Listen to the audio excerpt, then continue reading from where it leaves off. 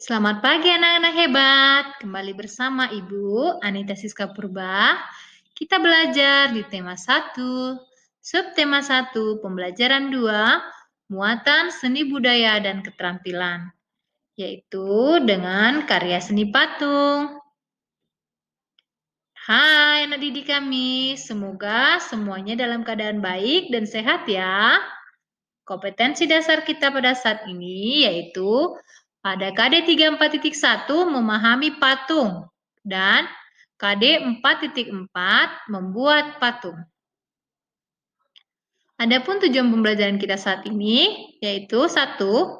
Menjelaskan karya seni patung, 2. Membuat karya seni patung sederhana, dan 3. Menjelaskan alat dan bahan membuat karya seni patung. Nah, kita masuk ke dalam materi kita, yaitu mengenal karya seni patung. Karya seni rupa terdiri atas karya seni 2 dimensi dan karya seni 3 dimensi. Karya seni 2 dimensi adalah karya seni sebuah seni yang memiliki sisi, panjang, dan lebar. Contohnya adalah lukisan dan batik.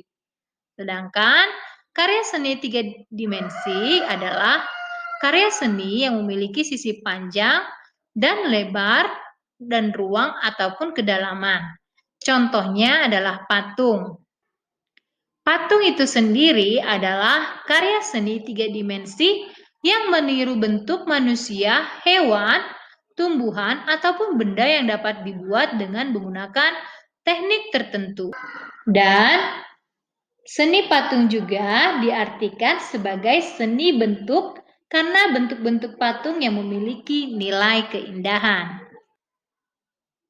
Ada beberapa fungsi patung, diantaranya sebagai berikut. 1.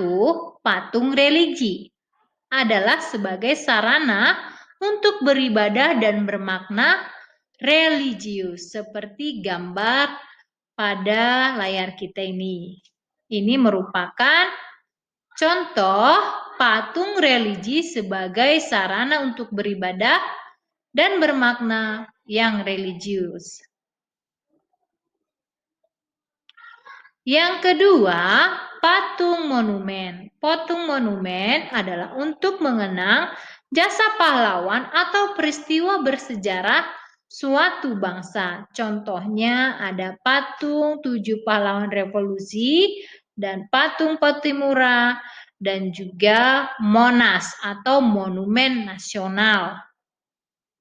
Yang ketiga adalah patung arsitektur, di mana sebagai pelengkap konstruksi bangunan. Contohnya bangunan ataupun patung Candi Borobudur. Ini adalah merupakan sebagai pelengkap konstruksi bangunan. Dan ini adalah patung bangunan yang ada di Roma, Italia. Ya. Yang keempat adalah patung dekorasi. Patung dekorasi adalah sebagai penghias bangunan, taman, tempat lainnya yang terdapat pada contoh gambar layar berikut. Yang kelima adalah patung seni. Patung seni hanya untuk dinikmati keindahan bentuknya saja. Contohnya adalah sebagai berikut. Nah, anak-anak ibu sekalian, berdasarkan bentuknya, patung dibagi menjadi 2 jenis, yaitu patung figuratif dan patung non-figuratif. Patung figuratif adalah bentuk patung yang realis, seperti bentuk alam yang meliputi bentuk manusia, hewan, dan tumbuhan.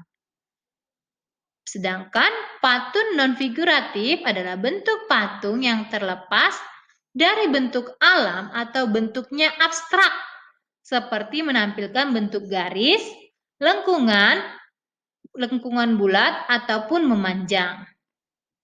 Nah, anak-anak, berikut adalah contoh patung figuratif, ya, yaitu berupa alam, manusia, ataupun hewan, ini adalah contoh patung figuratif.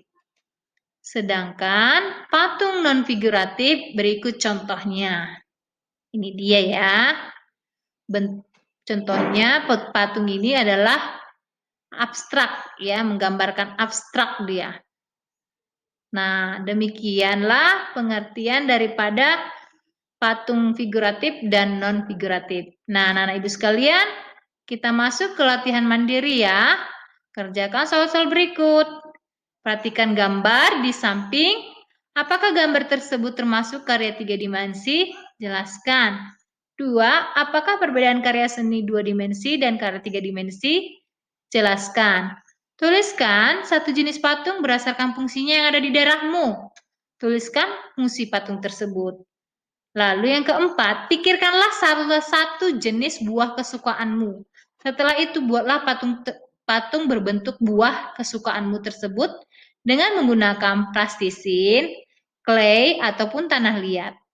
Lalu ceritakan patung buatanmu kepada temanmu dengan membuat videonya ya.